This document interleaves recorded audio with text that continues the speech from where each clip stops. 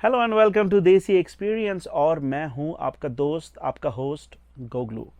बहुत दिन हो गए यार, कोई वीडियो वगैरह नहीं बनी। और काफ़ी लोग जो है मुझे इंस्टाग्राम पे मैसेज करके पूछ रहे हैं, गोगलू भाई क्या हुआ, कहाँ गायब हो, वीडियो नहीं बन रही है। बहुत सारे लोगों से मुराद है कि 3 लोगों ने मुझे मैसेज किया और पूछा वीडियो वगैरह नहीं बना रहे। तो उन 3 लोगों के लिए मैंने बोला चलो यार कुछ ना कुछ वीडियो तो बननी चाहिए। तो भाई हुआ ये कि ना कोई मौका महल था और ना कुछ ऐसी बात कोई थी जिसके ऊपर वीडियो बनाई जाए। मैं ख़ुद भी बहुत बिज़ी था अपनी पर्सनल लाइफ के अंदर।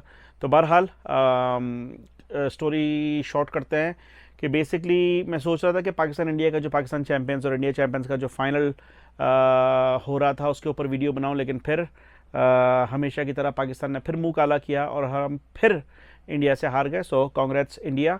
मुझे दोस्ती 2-3 लड़कों ने ट्रोल भी किया इंस्टा पे भी और यूट्यूब की कमेंट के अंदर भी। तो भाई ऐसा ही है हम लोग। भाई वो कहते हैं ना कि हाथ तो आया लेकिन मुंह ना लगा वाला हिसाब किताब।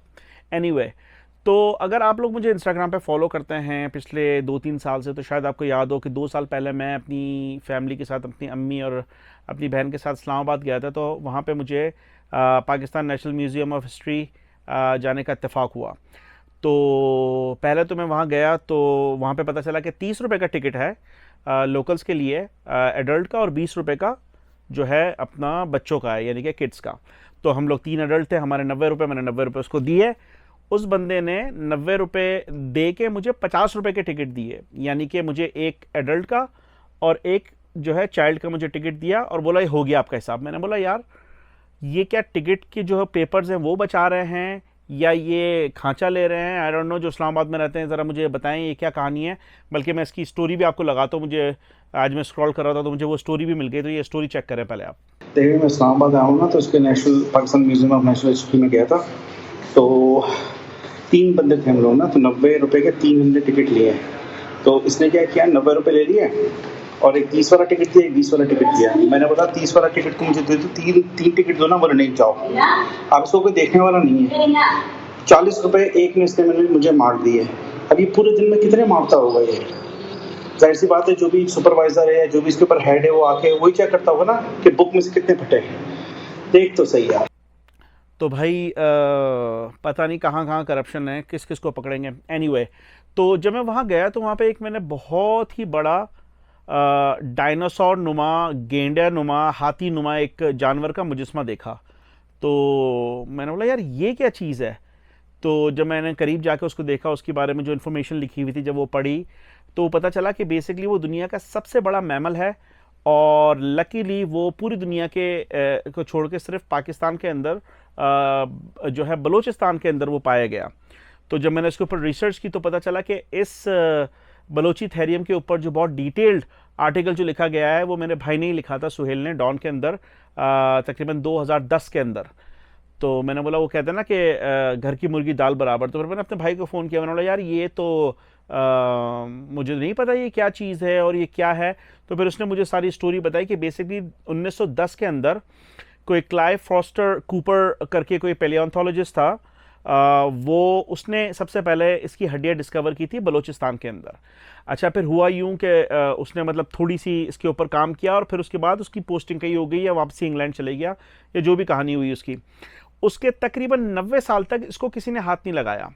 फिर यूं हुआ कि Pakistan national museum of history और एक फ्रेंच जो माहिर हयातियात था, जीन लूब वेलकम, तो उसने रीच आउट किया और उन्होंने कहा कि भाई हम आपके साथ मिलकर काम करना चाहते हैं और जो कूपर ने जहाँ छोड़ा था वहाँ से हम कंटिन्यू करना चाहते हैं। ये बड़ी ज़बरदस्त, बड़ी जिसे कहते हैं ना कि आई ओपनिंग डिस्कवरी हो सकती है कि दुनिया का सबसे बड़ा मैमल के हमें फॉसिल्स मिले हैं। तो उस वक्त तो खैर ये इंग्लैंड के अंडर था, ब्रिटिश एम्पायर के अंडर था 1910 में। लेकिन जब 1990 के अंदर उन्होंने ये चीज़ करने का तहिया किया तो उस वक्त ये डेरा बुगटी का इलाका बन चुका था पाकिस्तान के अंदर। तो उस वक्त जो नवाब अकबर बुगटी साहब थे, वो उनके पास गया, उनसे इजाज़त दी तो वो बड़े खुश हुए और पूरी पहले उनको कहानी बताई गई कि भाई ये ऐसा ऐसा है और इससे जाहिर सी बात है हमारे बलूचिस्तान का नाम पूरी दुनिया के अंदर होगा और इसका हम नाम भी आपके उसके ऊपर रखेंगे। तो ना सिर्फ भुट्टी साहब ने इसको इजाज़त दी ये करने की, बल्कि अपनी तरफ से जितना भी मैन पावर था और जितनी भी फैसिलिटीज़ प्रोवाइड हो सकती थी वो उन्हें प्रोवाइड की। अच्छा, फिर कई सालों की डिगिंग के बाद और डिस्कवरीज़ के बाद 1997 में जाके उन्हें इस जो ये अपना मैमल था उसकी एक हड्डी मिली। तो जैसे उसकी हड्डी मिली, जब एक क्लू मिलता है तो फिर आपको पता है कि फिर जब एक सिरे से दूसरा सिरा मिलता है तो उसने अपने दूसरे माहिरीन को, जीन लूप वेलकम ने अपने दूसरे माहिरीन को बुलाया और वो वहाँ से वो जो पूरा बेल्ट था, यानी कि 200 मुरब्बा मीटर की जो जगह थी, वहाँ पे मजीद खुदाई शुरू की। तो पता चला कि वो पूरा एक कब्रिस्तान था, जिसे कहते हैं ना कि वो अगर आपने इस तरह की आर्कियोलॉजिस्ट वाली या पेलियोंटोलॉजिस्ट वाली फिल्में वगैरह देखी हैं या डॉक्यूमेंट्री देखी है, तो वहाँ पे बड़ा रेयर है कि एक ही जगह पे आपको सारी हड्डियाँ मिल जाएं। तो उससे पता ये लगाया गया कि हो सकता है कि वहाँ पे कोई सैलाब आया है और ये जो बीस्ट है या ये जो जानवर था, ये मर के उनकी सारी हड्डियाँ वहाँ जमा हो गई। वहाँ पे मेल और फीमेल की हड्डियाँ भी मिली उन्हें साथ साथ। ठीक है, एक और चीज़ जो है वहाँ पे नोटिस की गई कि उनकी जो हड्डियां थी, उनकी हड्डियों में बड़े वाले क्रोकोडाइल्स के दांत के निशानात थे, यानी कि वो बेचारे जो ये जानवर थे, ये आप कह सकते हैं कि गेंडे के एंसेस्टर्स थे। ये गेंडे की ही जो है वो अपना फैमिली के बहुत बड़े वेरिएंट है जिसे कह सकते हैं। तो वो बेसिकली पौधाखोर थे, यानी कि वो पत्ते और दरख्त और फल और इस तरह फूल, इस तरह चीज़ें खाते थे वो। तो उनकी जो है जो बड़े वाले, जो उस ज़माने में जाहिर सी बात है जब बड़े जानवर होते थे तो फिर क्रोकोडाइल्स भी बड़े होते थे, तो उनका निवाला बने। अच्छा, तो जब उसके बाद उन्होंने जब ये पूरा जब इसकी सारी हड्डियाँ जमा की और इसकी जब हड्डियाँ जमा करके उसको 2003 के अंदर पूरा एक ढांचे के अंदर, एक सांचे के अंदर उसको डाला गया कि ये किस तरह का है। फिर उसके बाद उसे लैब भेजा गया, इनकी जो बोन डेंसिटी होती है उससे अंदाज़ा लगाया कि इसका मास कितना हो सकता है। तो फिर पता चला कि ये 5 फुट लंबा और वजन के अंदर 20 टन वजनी जानवर था। इसका नाम रखा गया the beast of Balochistan, also known as Baluchitherium. तो ये अपना, अगर आप इसको लेमन टर्म के अंदर देखें तो ये तकरीबन 3 हाथियों के बराबर इसकी जिसामत थी। और ये पूरी दुनिया में सिर्फ और सिर्फ हमारे यहाँ खत्ते में, बलूचिस्तान में ये पाया गया और टिल टू दिस डे ये दुनिया का सबसे बड़ा मैमल है।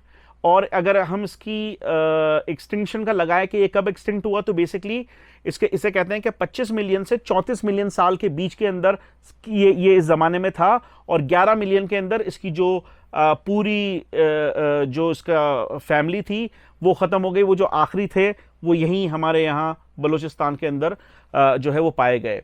इसके अलावा जो जीन लूप वेलकम है उसने मज़ीद और डिस्कवरी की और ज़्यादा खुदाइयाँ की। यहाँ पे तो 44 और अलग अलग मुकामात पे उसने खुदाइयाँ की। तो वहाँ पता चला कि वहाँ पे हमारे यहाँ बलूचिस्तान के अंदर अगर आप डेरा बुट्टी देखें तो उसके दूर दूर तक कोई समंदर का कोई नामो निशान नहीं है, ठीक है ना, वो गवादर में नहीं है, वो it's really far from it.